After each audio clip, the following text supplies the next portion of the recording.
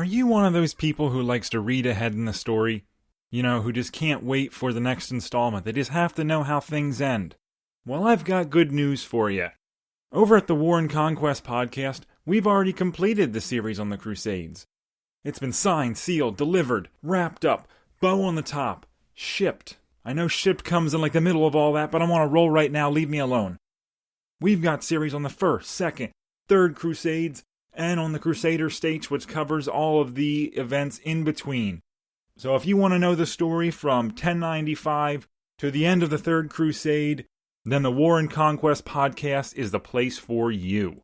And I guess if you want to know about Alexander the Great, Julius Caesar, or Octavian, you can listen to those too. So if you're looking for a history show that takes itself just seriously enough to maintain accuracy, but still enjoys having a good time, come on over to War and Conquest, the show that's attempting to make history fun again.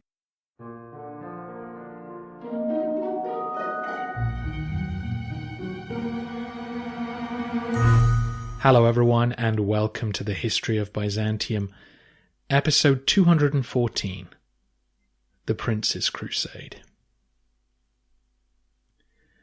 Last time, we watched the unfolding chaos of the People's Crusade as it violently sauntered its way from France to Nicaea. It was a tragedy from start to finish, but from a Byzantine point of view, it did have the benefit of preparing the authorities for the challenges which lay ahead. Any adjustment in their strategy, though, had to be made quickly, since the next wave of pilgrims appeared on Byzantine soil at the same time as Peter's followers were being hacked to pieces. The first major arrival, in October 1096, was Hugh of Vermandois, the brother of the King of France. Anna tells us that Hugh had written to Alexios to warn him of his arrival, and we can assume that most of the senior nobles did likewise. The French prince had marched through Italy and hired boats to take his retinue across the Adriatic. Unfortunately, a storm swept his companions away, and Hugh was shipwrecked on the Byzantine coast.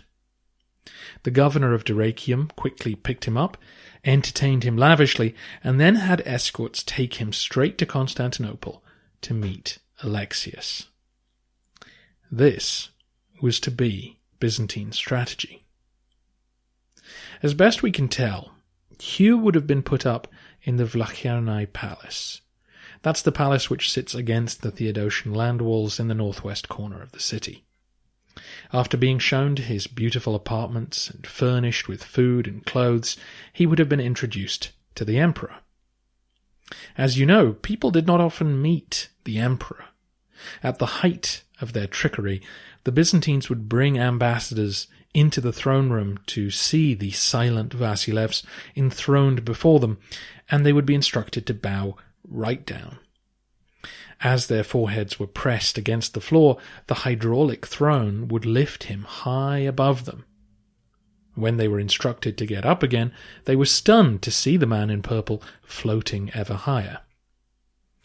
Or remember Liutprand of Cremona, our Italian correspondent, who was incensed to be kept waiting for days on end before Nicephorus Phocas would deign to let him into his company, let alone speak to him. Alexios struck a very different tone with the Crusaders. He would greet them personally and give them gifts. He also spent time with them, chatting like an equal, discussing their great journey in detail. Once they had been charmed and feasted, the business of showing suitable respect to the emperor was raised. The message, in so many words, was this: "We've fed and clothed you and your men, aided your transport across the Balkans, and put a little cash in your purse. There is plenty more where that came from, and we'd like to give you 10 times as many gifts and keep you fed and watered throughout the rest of your pilgrimage. All you have to do is go back into the throne room, get down on your hands and knees and bow before the emperor. Then get up and swear allegiance to him." The Byzantines were well aware that their intricate rituals of submission and acclamation were alien to Latin knights. So the Crusade leaders were to be carefully courted as equals before this moment of potential embarrassment. But having come all this way and enjoyed such gracious hospitality, it would be hard for them to refuse. It would be profoundly embarrassing, for one thing, but it was also practically impossible, since they needed Alexios' fleet to transport them to Anatolia. As soon as Hugh had sworn his oath, he was showered with presents, and his men were given bags of coins to spend as they wished. Alexios would then return to treating him like an almost equal, but on the understanding that having sworn the oath, it was now the emperor who would call the shots. All the Latin chronicles comment on the extravagance of Alexios' gifts. It's another example of the power of the Byzantine tax system. By controlling the gold supply, the palace could produce an array of presents that even the brother of the King of France was impressed by. The key to this strategy working was to divide and conquer.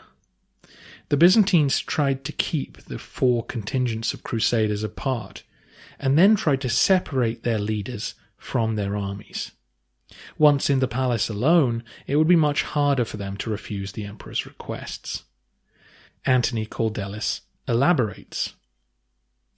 The emperor's strategy was to bring the leaders into the city in advance of their armies and separate from each other, so that each might be won over piecemeal from a weaker bargaining position.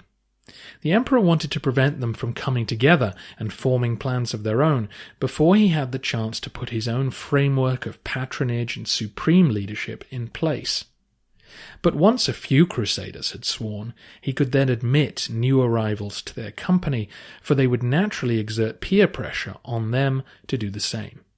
Then Alexios could ask them to move their armies across the sea to Kibetos, where they would pose even less of a threat to Constantinople. End quote. The four major groups of crusaders arrived in Byzantium one after another at separate intervals, which Peter Frankopan believes is evidence of Alexios' planning, in part to alleviate supply problems and in part to keep the contingents from linking up in advance. This was a very serious and very delicate business. Alexios had observed the mood of the People's Crusade. Their attitude to delay had been violent. The emperor could not allow thousands of armed men to gather listlessly outside of Constantinople. He had to keep them moving and get them over to Asia as soon as possible. At the same time, though, he couldn't afford to waste this opportunity. If they crossed to Anatolia without imperial direction, the Turks would pick them off, and he might never get another chance to assault Nicaea. He had to get their leaders on board and under his direction. Hence his decision to drop much of the formality of imperial receptions. Alexios had fought alongside Western troops his entire life. He was no palace brat. He could talk to soldiers like one of their own.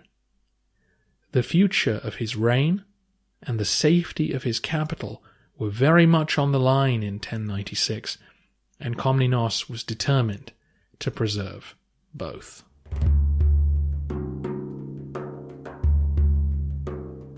This strategy involved a lot of moving parts. As we discussed last time, food and supplies had to be ready to greet new arrivals at the border, as did imperial troops and interpreters, and then as each Crusader army moved through the empire, they had to be monitored. Byzantine soldiers had to shadow them to try and stop them from raiding the countryside, and messengers had to be intercepted to prevent communication between different groups, all of which had to be done with a smile to stop hostility being generated. The so-called Prince's Crusaders had obeyed Urban's instructions and set off after the appointed day in August. Hugh of Vermandois arrived on the Adriatic shore in October, and the rest would follow slowly during that autumn and winter. Next to appear was Godfrey of Bouillon with the eastern contingents. As you'll recall, the east in this case refers to the east of Francia, so those living either side of the Rhine River. Now that the harvest was in, Godfrey was able to negotiate with the King of Hungary and took the same route as the People's Crusade. At about the same time, Bohemond and the Italian Normans landed at Dyrrhachium, which we'll talk about momentarily.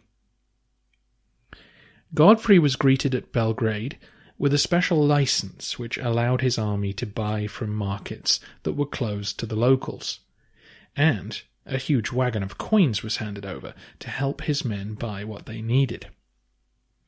Godfrey's force therefore passed peacefully south down the military road. Their next stop was at Nice, where more exclusive markets and free cash were waiting, along with personal gifts for Godfrey from Alexios, which made a good impression.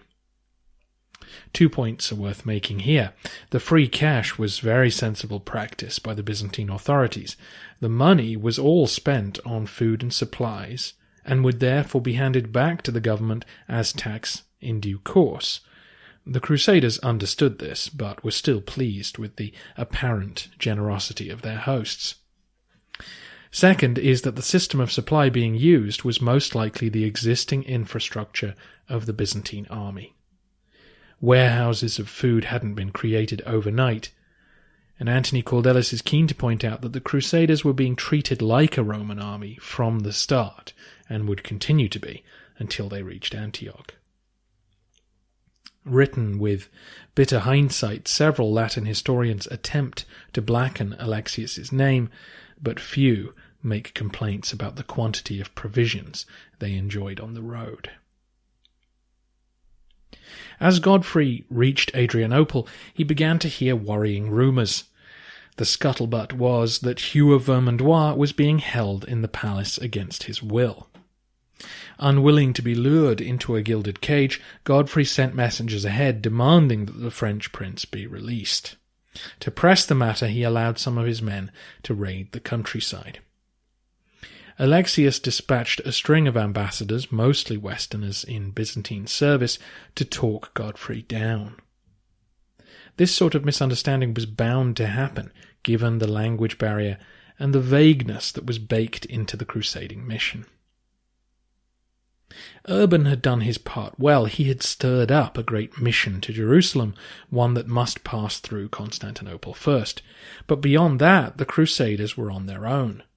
The Pope couldn't lead them from Rome, and though he'd sent Adhemar as his representative, the military nobility weren't going to take orders from a bishop. This left several unanswered questions. Who would direct the pilgrimage? What route would they take? What targets would they hit on the road to Jerusalem? How would they feed themselves? The simplest answer to all these queries was that the Byzantine emperor would take charge. But that led to an uncomfortable status clash. The Crusade leaders were all independent lords who bowed to no one back home. They were also puffed up with pride. Here they were, recognized by 20,000 of their peers as the best man to be the Christ-sponsored leader on this great quest. Yet now they were being asked to abandon their position of power and come before this foreign king to debase themselves by grovelling at his feet. Godfrey's army moved forward again and arrived at Constantinople just before Christmas.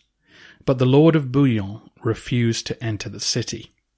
Embassies went back and forth, but to no avail. Godfrey was playing chicken with the emperor. Maybe Alexios would back down and let him cross to Anatolia as an independent lord under nobody's control.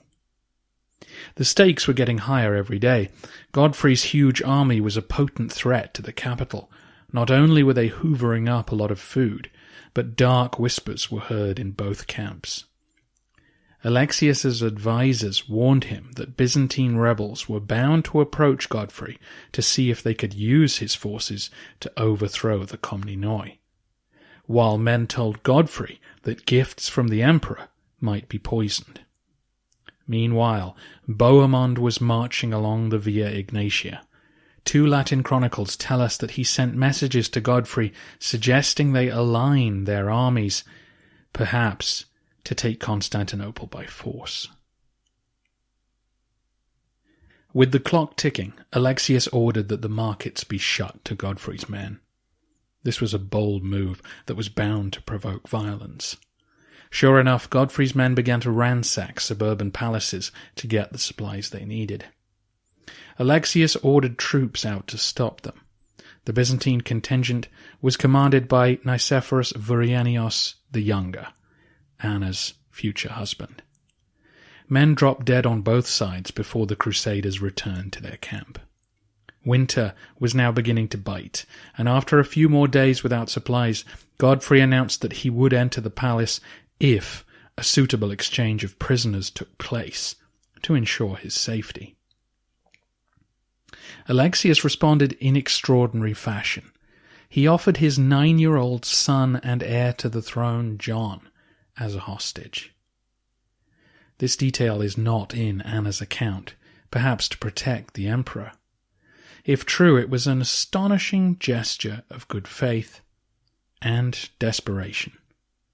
If the Crusaders were feeling outraged that they had come all this way to help and were being treated like criminals, then there was nothing more that Alexios could do to show his own humility and gratitude while sticking to his strategy. Whatever exactly happened, Godfrey and his lieutenants entered the palace, swore an oath of loyalty to Alexios, and were showered with gifts. By the end of February 1097, the Eastern Franks had been ferried across to Kibotos, out of reach of Bohemond and the rest of the Crusaders. Alexios held his nerve, and Godfrey blinked first.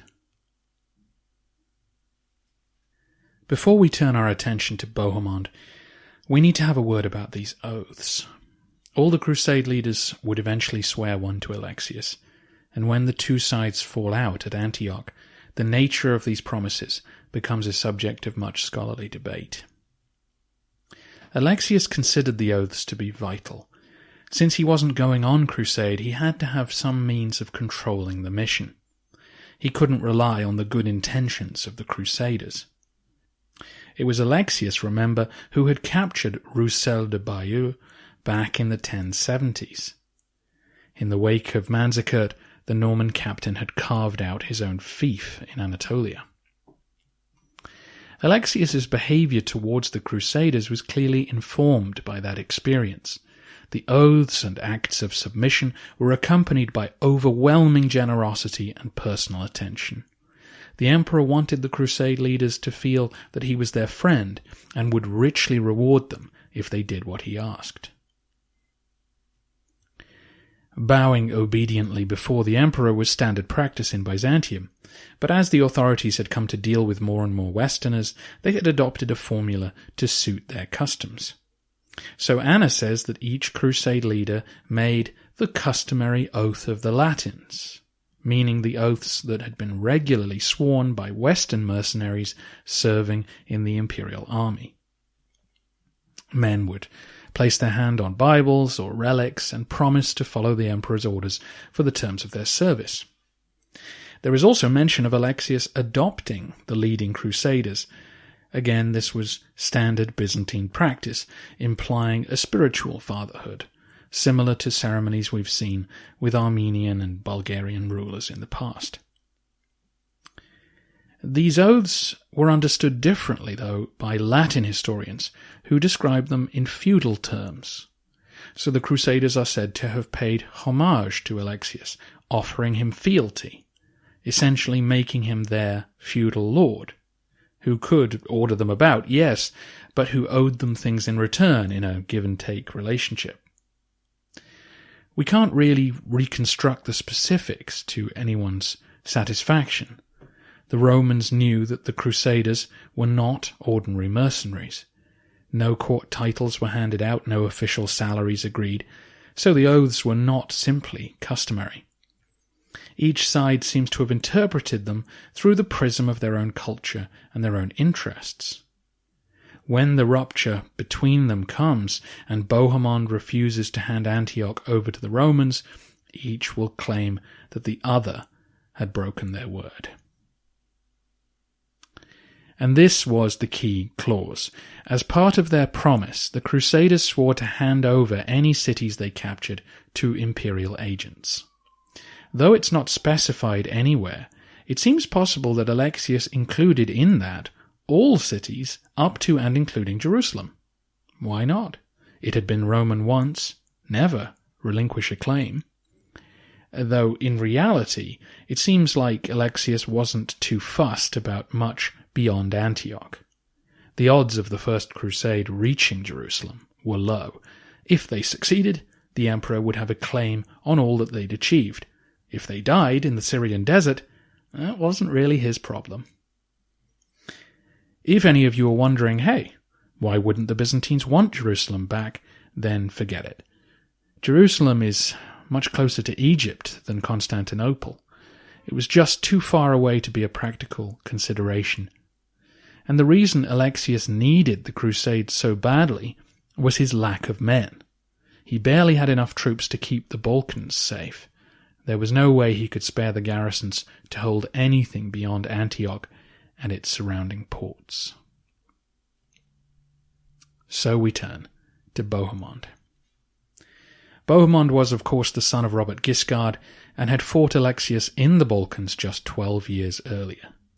Needless to say, eyebrows were raised when word came that Bohemond had taken the cross.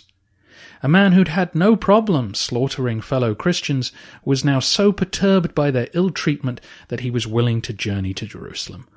How lovely. Still, many Normans had switched sides and served Byzantium well over the past century. Why not Bohemond? The Romans waited anxiously for his arrival at Dyrrhachium in October 1096. Bohemond's contingent were relatively small, perhaps 2,000 to 4,000 men, far smaller than the armies accompanying the other major leaders. They set off along the Via Egnatia peacefully enough, but then suddenly left the main road and made for Castoria in northern Greece, where they spent Christmas. Castoria, as those of you binging will remember, was Bohemond's stronghold during his war with Byzantium. The locals were not pleased to see him, and the Normans began taking food as they needed it. Eventually they even attacked a community of Paulicians living nearby. It's difficult to know exactly what was happening. Anna doesn't mention this detour. Professor Caldelis concludes that Bohemond was testing imperial defences, seeing if a winter spent in the Balkans would provoke Alexios into an unjustified attack. This theory is supported by the two Latin chronicles claiming that Bohemond sent messages to Godfrey, seeing if they could coordinate their forces. With nothing shaking loose, though, the Normans rejoined the Via Egnatia in the new year. They were met on the road by the remnants of the Pechenegs, who Alexios had settled in the Western Balkans after defeating them. The horse archers had been instructed to shadow the Normans and shoot anyone who dared to leave the main road again. Bohemond decided at this point to play nice. He left his group in the care of his nephew Tancred and followed imperial agents to Constantinople with a handful of companions. Anna gives us a fun description of Bohemond's first few hours in the palace. Alexios greeted him warmly and reminded him of his exploits on the field of battle. "I was indeed an enemy then," said Bohemond, "but now I come of my own free will as your Majesty's friend." After chatting for a little longer, Alexios indicated that Bohemond should get some rest. The Normans were taken to their apartments, and some attendants brought platters of food and drink. They also offered Bohemond some uncooked meat in case he'd prefer to prepare his own dinner. The implication being clear. If you think the food might be poisoned, then here is an alternative means of sustenance.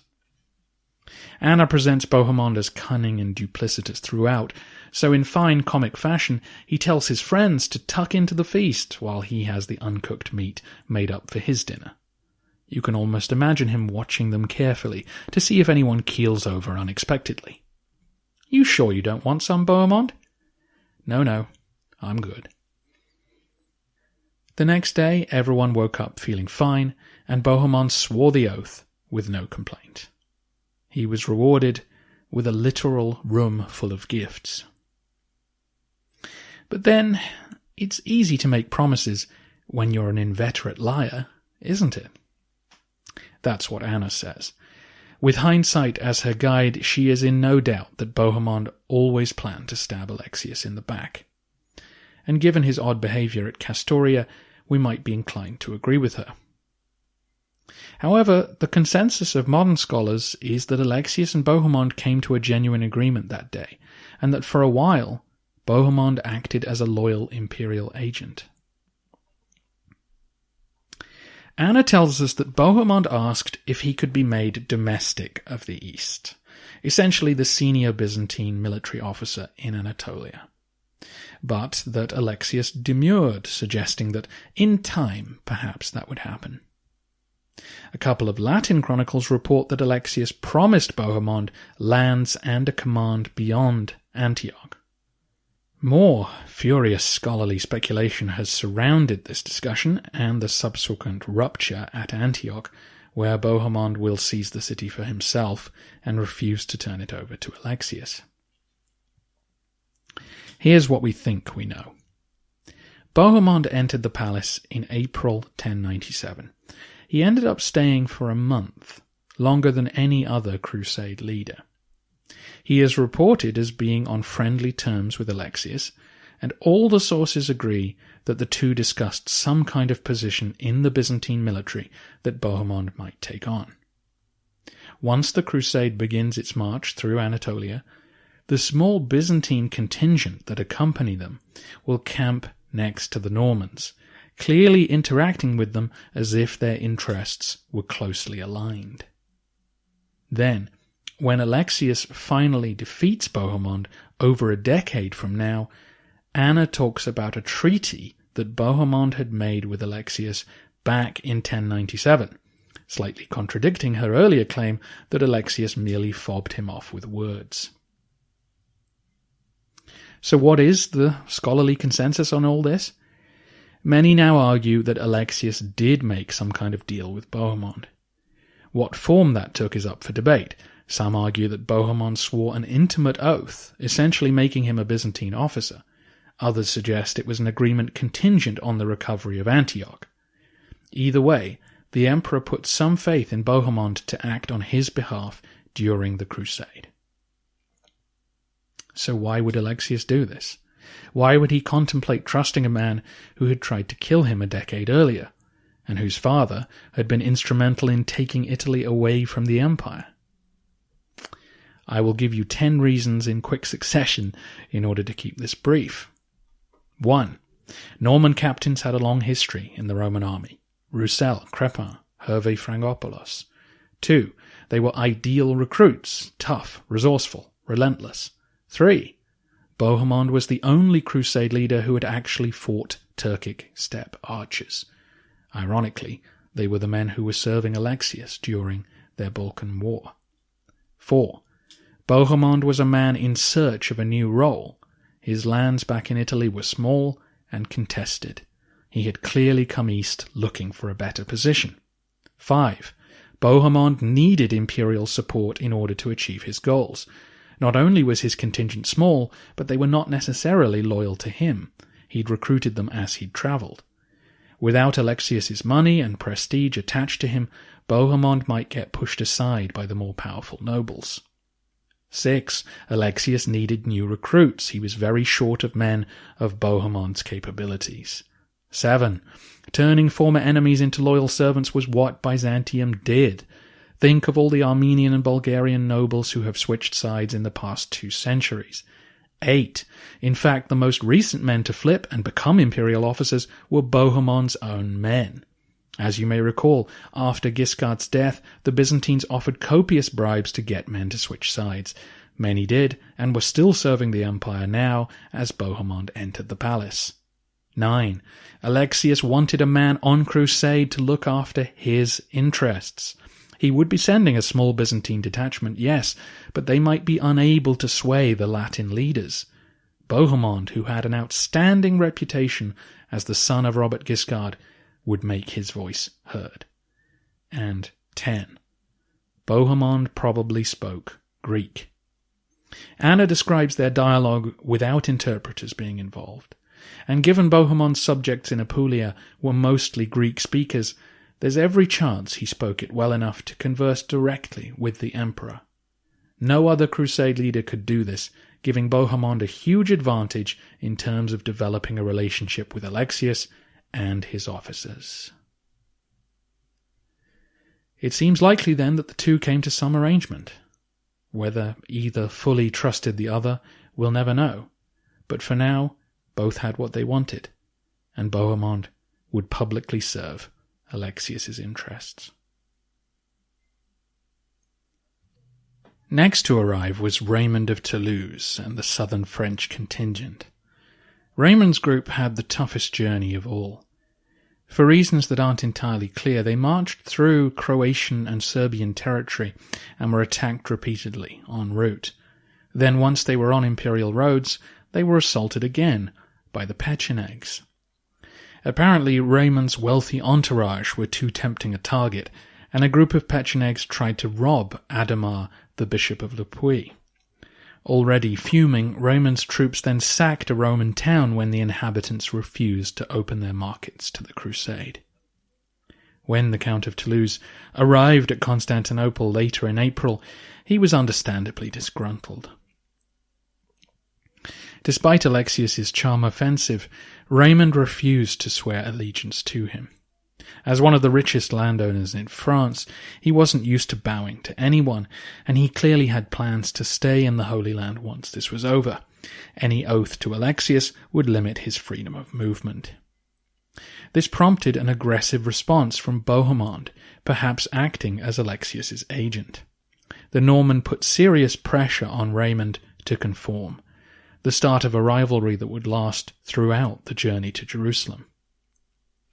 Eventually, the Count agreed to swear a watered-down version of the oath, promising not to harm Alexios or his possessions. The emperor was satisfied, and the southern Franks began to move over to Kibetos.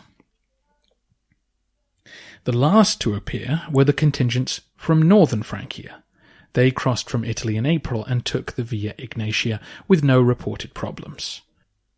Robert of Flanders, Robert of Normandy, and Stephen of Blois all swore allegiance to Alexios with no argument. Stephen of Blois is a key source at this time because he wrote letters home to his wife that are untainted by later controversy. In them he praises Alexios' generosity in glowing terms. The gifts and warm welcome certainly worked on him. By June 1097, then, all of the Crusaders had been safely transported to Kibetos and were heading for Nicaea. It might not sound like much of a triumph, but the transfer of the Crusaders from Europe to Asia was a major victory for Alexios. The logistics of feeding, housing, and transporting so many troops would have been quite beyond most states. Remember that Godfrey's men had arrived at the capital at Christmas. To keep an army fed and happy for 6 months throughout winter was no mean achievement. When you add in the potential for violent clashes between the two sides, the vagueness of the crusading mission, and Alexios' vulnerable political position, this must rank as one of the great diplomatic successes in Byzantine history. You only have to think about what happened when the Fourth Crusade camped outside the land walls to realize what had been achieved. Though he played the part of wealthy patron to the stars, there was quite a lot of desperation in Alexios' behaviour.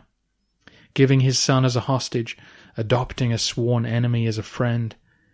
We often gloss over this part of the crusade because we know it all ends well, but there was every chance that something truly horrible could have happened, and Alexios went to great lengths to make sure that it didn't.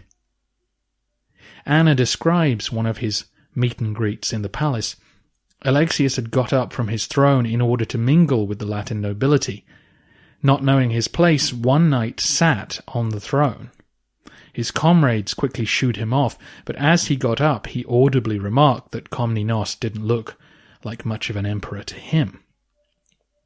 After having the slur quietly translated, Alexios simply greeted the man warmly and began to explain to him what fighting the Turks would really be like. Though it's a vignette designed to contrast the good grace of her father with the uncouth behaviour of a barbarian, there's probably a lot of truth in the anecdote. In the past, such behaviour could have seen the knight executed, but Alexios was swallowing a lot of pride in order to benefit the empire. He needed this man and his companions, and he needed him to take the Turks seriously.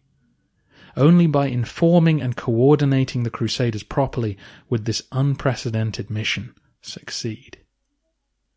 Next time, Alexios informs and coordinates the crusade as best he can as they attempt to capture the city of Nicaea.